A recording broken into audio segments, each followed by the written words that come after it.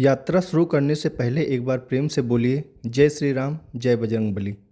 अयोध्या धाम धर्म और आस्था की एक नगरी, जहाँ कण कण में भगवान श्री राम की झलक दिखाई देती है, जहाँ की हवाओं में सीताराम नाम की धुन अनवरत गूंजती है, जहाँ बहती है माँ सरयू, जिसे देखने भर से ही जन्म जन्मांतर के पाप धुल जाते हैं। आज हम आपको लेकर आए हैं मर्यादा पुरुषोत्तम प्रभु श्री राम की जन्मभूमि अयोध्या धाम की अद्भुत और पावन यात्रा पर। यह वही पावन धरा है जहां आज भी भक्ति, आस्था और आध्यात्म का अद्भुत संगम है। यकीन मानिए, इस वीडियो को पूरा देखने के बाद आपको ऐसा लगेगा जैसे आप भी मेरे साथ अयोध्या धाम में विराजे प्रभु रामलला और अयोध्या धाम के रक्षक प्रभु हनुमान जी महाराज के दर्शन कर लिए हैं। आज हम आपको दर्शन कराएंगे माँ सरयू की भव्य और दिव्य आरती की। साथ ही आपको बताएंगे यहाँ पहुँचने के लिए यात्रा मार्ग, नज़दीकी रेलवे स्टेशन, बस स्टेशन व नज़दीकी एयरपोर्ट के बारे में। तो आइए शुरुआत करते हैं इस दिव्य यात्रा की। जय श्री राम। आप सभी का स्वागत है आपके अपने YouTube चैनल अपना सान्यवद में। आज हम आए हैं प्रभु श्री राम की जन्मस्थली से अयोध्या धाम में। इस वीडियो में आपको हम दर्शन कराएंगे प्रभु श्री राम लला के, साथ ही आपको दर्शन कराएंगे उनके सबसे बड़े भक्त श्री हनुमान जी महाराज के। बने रहे हमारे साथ वीडियो में। हर बार की तरह इस बार भी इस वीडियो में हम आपको बताते हैं धाम पहुंचने के लिए सड़क, रेल और हवाई मार्ग के बारे में, जिससे आप यहां आसानी से पहुंच सकें। अयोध्या धाम सड़क मार्ग से देश के हर नगरों से सीधा जुड़ा हुआ शहर है। सड़क मार्ग से देश के हर बड़े शहर से यहां के लिए सीधी बस सेवाएं उपलब्ध है।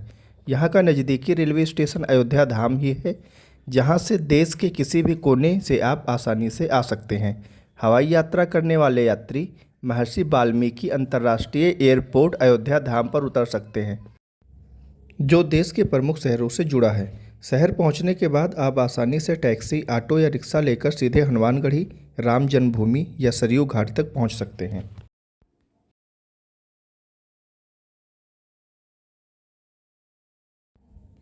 अयोध्या धाम यात्रा की शुरुआत हनुमानगढ़ी से ही होती है। कहा जाता है स्वयं प्रभु श्री राम ने हनुमान जी को आदेश दिया था कि हनुमान, जब तक मैं इस धरा पर हूँ तुम अयोध्या की रक्षा करना। माना जाता है उसी आदेश का पालन आज भी हनुमान जी करते आ रहे हैं। ये भी कहते हैं कि रामलला के दर्शन के लिए आपको सर्वप्रथम हनुमान जी महाराज से अनुमति लेनी होती है, उसके बाद ही आप रामलला के दर्शन कर सकते हैं। इसलिए भक्त सबसे पहले हनुमानगढ़ी आकर बजरंगबली के दर्शन कर उनसे अनुमति लेते हैं। हनुमानगढ़ी आकर 76 सीढ़ियाँ चढ़ने के बाद बाल रूप में विराजमान श्री हनुमान जी का दर्शन मिलता है। सचमुच जैसे ही नज़र हनुमान जी पर पड़ती है, मन का बोझ उतर जाता है, आंखें नम हो जाती हैं और हृदय से बस यही निकलता है, जय बजरंगबली। भक्त यहाँ आकर अपनी मन की सभी पीड़ा हनुमान जी से कहते हैं और यकीन मानिए हनुमान जी उस पीड़ा का अंत जरूर करते हैं। हनुमानगढ़ी में हनुमान जी अपनी माता अंजनी की गोद में विराजे हैं।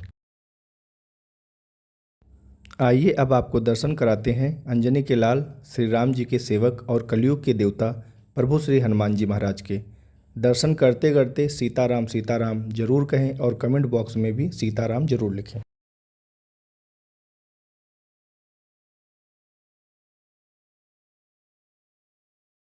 हनुमान जी महाराज के दर्शन करने के बाद वीडियो में बने रहें, आगे हम आपको रामलला के दर्शन जरूर कराएंगे।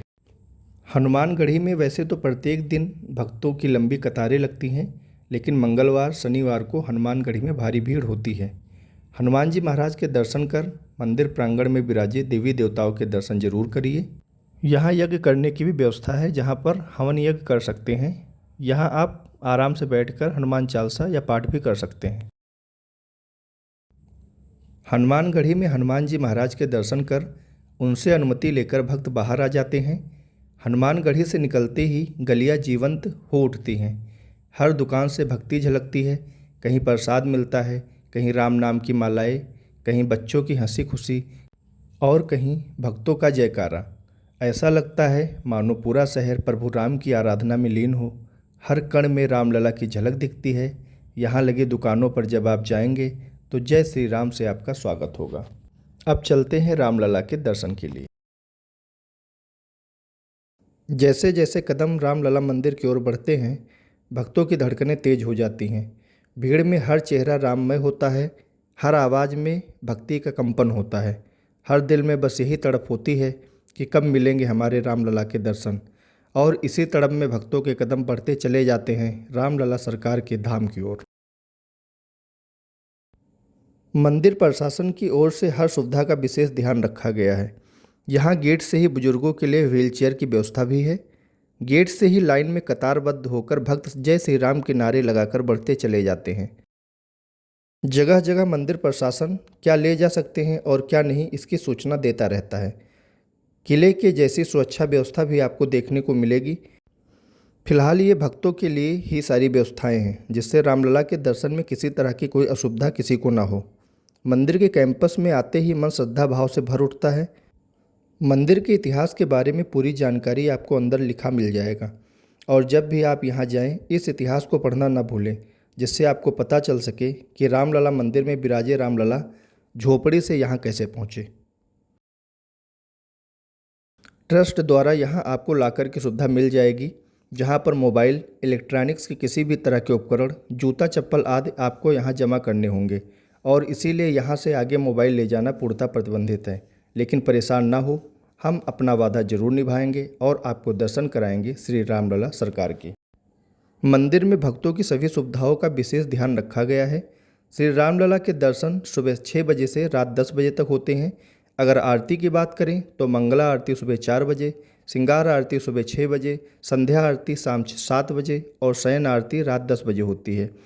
मंदिर का पट दोपहर में 12 बजे से 12:30 बजे तक बंद रहता है, क्योंकि यह समय रामलला के भोग का समय होता है।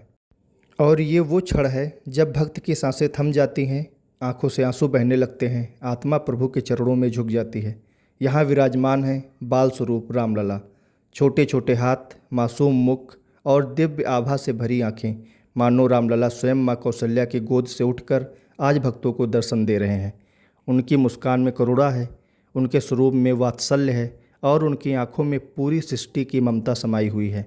दर्शन होते ही लगता है जीवन का बोझ उतर गया, मन का अंधेरा मिट गया और आत्मा को उसका प्रभु मिल गया। अगर इस वीडियो के माध्यम से आपको आज रामलला सरकार के दर्शन मिले हों तो कमेंट बॉक्स में जय श्री रामलला सरकार लिखना ना भूलें। रामलला के दर्शन के बाद प्रसाद लेकर बाहर निकलते समय आपको दिख जाएगा सीता रसोई का भंडारा। ये भंडारा प्रतिदिन सुबह 11 बजे से 3 बजे तक चलता है, जिसमें निःशुल्क भोजन मिलता है। आप भी यहाँ भंडारे का प्रसाद ले सकते हैं। रामलला सरकार के दर्शन और प्रसाद लेने के बाद आप मंदिर प्रांगण से बाहर आ जाते हैं और यहीं से ऑटो द्वारा आप आ जाइए राम की पैड़ी पर। यहाँ की सुंदरता आपका मन मोह लेगी। राम पैड़ी पर बने घाटों पर बैठकर आप अपनी सारी थकान मिटा सकते हैं। यहाँ तक आएँ तो सरयू माँ में स्नान करना बिल्कुल ना भूलें, क्योंकि यह स्नान बहुत भाग्यशाली लोगों के नसीब में होता है। यहाँ नाव में बैठकर आप बहुत करीब से माँ सरयू को महसूस कर सकते हैं, उन्हें स्पर्श कर सकते हैं। यहाँ की छटाएं आपको मजबूर कर देंगी यहाँ घंटों रुकने के लिए। आप घंटों खड़े होकर भी अगर सरयू माँ को निहारेंगे तो आपको कम ही लगेगा। जैसे जैसे शाम होती है, भक्तों की भीड़ सरयू के घाटों पर जुटनी शुरू हो जाती है, और भक्तों की भीड़ आए भी क्यों ना, ये वक्त होता है माँ सरयू के आरती का, जिसे देखने के लिए यहाँ हजारों की भीड़ रोज़ शाम को इकट्ठा होती है। जैसे ही शाम का समय होता है, पुजारी हाथों में जलते दीपक लिए खड़े रहते हैं। चारों ओर शंखनाद और घंटियों की गूंज से वातावरण पवित्र हो उठता है। आरती के साथ गूंजते हैं वैदिक मंत्र और प्रभु के नाम, जय श्री राम, जय श्री राम। भक्त कहते हैं सरयू माँ की आरती में सम्मिलित होना मानो स्वयं प्रभु श्री राम के चरणों में खड़े होकर आरती करना है। सरयू माँ की यह आरती केवल एक अनुष्ठान नहीं, यह भक्ति का महासागर है, जहाँ डूबकर आत्मा परम शांति प्राप्त करती है। आइए आप भी उसी शांति को महसूस कीजिए।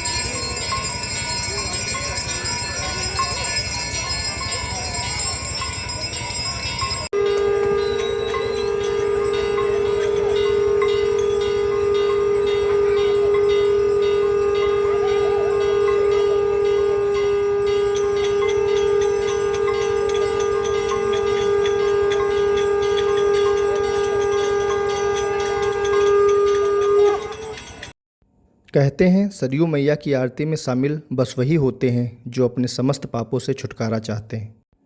आइए हम भी सरयू माँ को प्रणाम करते हुए यही प्रार्थना करें कि हमारे जीवन में सदैव भक्ति का दीप जलता रहे, और हर सांस प्रभु श्री राम के नाम से पवित्र होती रहे। एक बार प्रेम से बोलिए जय सरयू मैया, जय श्री राम। हमारा ये छोटा सा प्रयास आपको कैसा लगा कमेंट कर हमें ज़रूर बताएं। आपके लाइक कमेंट से हमें प्रोत्साहन मिलता है। वीडियो पसंद आया हो तो इसे अपने दोस्तों के साथ ज़रूर शेयर करें। अगर अभी तक हमारे चैनल को आपने सब्सक्राइब नहीं किया है तो ज़रूर सब्सक्राइब करें। मिलते हैं ऐसे ही अन्य आध्यात्मिक यात्रा में। धन्यवाद।